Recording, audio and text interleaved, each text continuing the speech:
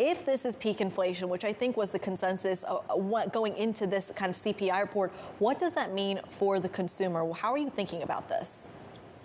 Yeah, I think that, we agree with the premise that the rate of change on inflation is probably peaking, and a lot of these metrics in this high frequency data is also very volatile, right? So the idea that, we're going to trade this data is that precise, I think is a bit of a fallacy, but directionally it's a little bit hotter. So all that really means is that the Fed is not going to be going more dovish. And I think the equity markets in the last few days have been kind of hoping that the Fed maybe isn't going to go as quick as they were fearing a few weeks ago.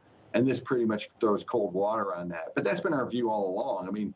With, whether inflation's 7.3 or 7.5%, they're going to go, and they're going to go hard until they either get inflation down to a more palatable level, which is a long way from where we are, or, we get, markets to really break down, and they got to back off. And we're just so far from that right now that it doesn't change our view in the Fed whatsoever. Mike, if these kinds of numbers, though, do persist, and I hear what you're saying about maybe starting to slow down, but the rate of change in the slowdown is going to be important as well. This may be the peak, but let's say the slowdown is shallower than we're anticipating at the moment. Would that change your view of how we set this market up? Because at that point, you'd have to be thinking that the Fed not only needs to be more aggressive, but needs to be more aggressive for longer and maybe generates a higher terminal rate as a result of that. Yeah, look, this is the $64 trillion question. How much tightening can the Fed actually do if growth is slowing? And I think so our view, we were very focused on the Fed last fall.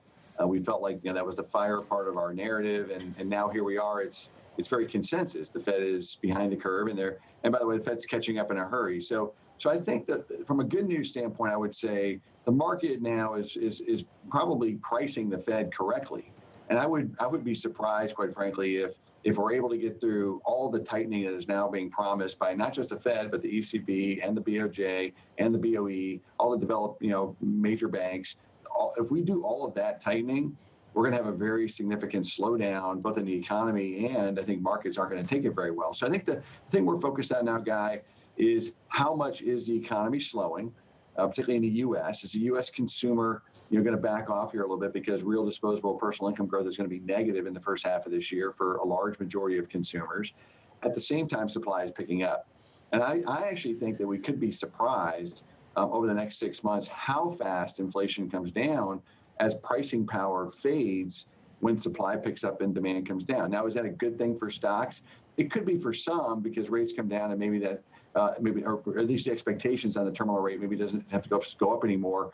But I think the earnings disappointment, if it's bad, will rule the day, and that's why we continue to be a bit skeptical on S&P 500 at 4,500. We don't think that's great risk reward here.